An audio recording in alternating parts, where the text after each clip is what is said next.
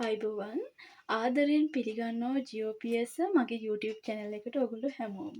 ඉතින් හැමෝම හොඳින් නැති කියලා හිතනවා. අද මම කතා කරන්න ආවේ පෞද්ගලිකව මම ගොඩාක් ආසාවෙන් උගන්වන වගේම කැමති ඔයාලත් මේකට කැමති ඇති කාලගුණය සහ දේශගුණය කියන පාඩම. ඉතින් මේකෙදි මම බලාපොරොත්තු වෙනවා ඉදිරියට පාඩම් මාලාවක්ම අරගෙන එන්න මේකේ පළවෙනි වීඩියෝ එක. ඉතින් ආදරෙන් ආරාධනා කරනවා channel එක subscribe කරගෙන යමු. වීඩියෝ එක බලලා කමෙන්ට් එකකුත් දාගෙන යමු. එහෙනම් අපි යමු වීඩියෝ එක. ගොඩක් අය හිතන් ඉන්නේ කාලගුණය හා දේශගුණය කියන්නේ එකක් කියලා. නෑ. කාලගුණය දේශගුණය කියන්නේ දෙකක්. අපි බලමු මොකද්ද මේ කාලගුණය සහ දේශගුණය කියලා කියන්නේ. කාලගුණය කියලා කියන්නේ යම්කිසි ප්‍රදේශයක කෙටි කාලයක් තුලදී දක්නට ලැබෙන වායුගෝලීය තත්ත්වය.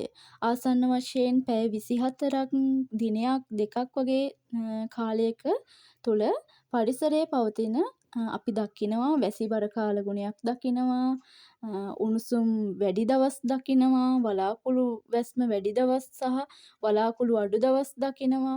එතකොට ඔය වගේ පින්න දකිනවා. ඔය වගේ දේවල් අපි දකිනවා. ඒවට අපි කියන්නේ කාලගුණය කියලා. ඒතර තව දෙයක් තමයි ඔය නිවුස් අප්ඩේට් එහෙම දෙනකොට මෙන්න මේ වචනේ කියනවා අනිවාර්යයෙන්ම ගත වූ පැය 24ක් තුල කියලා. ගත වූ පැය 24ක් තුල මෙන් උෂ්ණත්වය සෙල්සියස් අංශක වලින් කියනවා, වර්ෂාපත නගයේ මිලිමීටර් වලින් කියනවා, සුළං තත්ත්වය ගැන කතා කරනවා. ඒ කියන්නේ කාලගුණ වාර්තාව.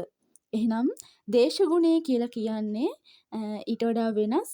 දේශගුණය මනින්නේ අපි දීර්ඝ කාලයක් තිස්සේ යම්කිසි ප්‍රදේශයක කාලගුණ මූලිකාංග වල දක්නට ලැබෙන සාමාන්‍ය තත්ත්වය. ඒක ආසන්න වශයෙන් වසර 10ක ඉඳලා වසර 30ක් වැනි දීර්ඝ කාලයක් අධ්‍යයනය කරලා තමයි ඒ දේශගුණ නිර්ණායක ඔස්සේ දේශගුණය පිළිබඳ නිගමනවලට එළඹෙන්නේ. එතකොට උදාහරණයක් විදිහට මම කියන්නම්. දැන් අපේ ලංකාව අපි දකිනවා දේශගුණ විවිධත්වයක් තියෙන රටක්. දේශගුණ කලාප වලට වෙන් කරලා තියෙනවා. ඒතර ඒට ආවේනික වෙච්ච සතුන් ඉන්නවා, ශාක පද්ධතිය තියෙනවා. ඒතර ඔය වගේ ලක්ෂණ අපි දකිනවා. ඒතර එහෙම දේශගුණ කලාප වලට බෙදුවේ දීර්ඝ කාලයක් තිස්සේ ලංකාවේ දේශගුණය පිළිබඳව දේශගුණ මූලිකාංග උපයෝගී කරගෙන දීර්ඝ කාලයක් අධ්‍යයනය කරා. එහෙනම් දේශගුණය කියන්නේ දීර්ඝ කාලයක් තිස්සේ කාලගුණික මූලිකාංග ගැන අධ්‍යයනය කිරීමක්. හරි. එහෙනම් ඔයාලට හොඳින් තේරුම් යන්න ඇති කාලගුණය සහ දේශගුණය කියන්නේ මොකක්ද කියලා. අපි ආයි කියමු සමස්තයක් විදිහට ගත්තාම කාලගුණය කියලා කියන්නේ යම්කිසි කෙටි කාලයක් තුල යම්කිසි ප්‍රදේශයක පවතින කාලගුණික මූලිකාංගවල සාමාන්‍ය තත්ත්වය.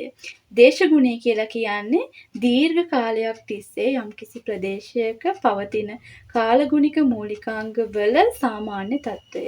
එහෙනම් කාලගුණික සහ දේශගුණික මූලිකාංග කියන්නේ මොනවද කියලා අහුවොත් උෂ්ණත්වය, වර්ෂාපතනය, සුළං, ආර්ද්‍රතාවය, වලාකුළු, වායු පීඩනය මෙන්න මේ වගේ දේවල් වලට අපි කියනවා කාලගුණික සහ දේශගුණික මූලිකාංග කියලා.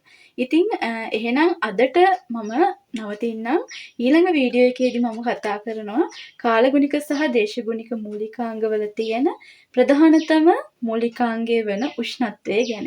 එහෙනම් අපි ඊළඟ වීඩියෝ එකකින් හමු